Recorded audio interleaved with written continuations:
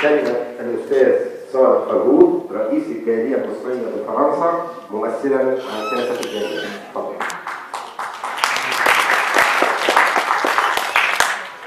بسم الله الرحمن الرحيم.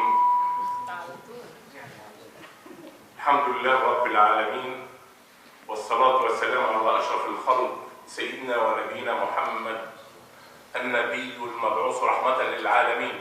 أما بعد، السيد معالي الوزير محافظ الإسماعيلية سيادة اللواء أحمد القصاص، تحية طيبة من أبناء مصر في الخارج جميعا، يهنئون شعب الإسماعيلية شعب البطولات بهذا الملتقى الرابع، وبقول من قلبي كل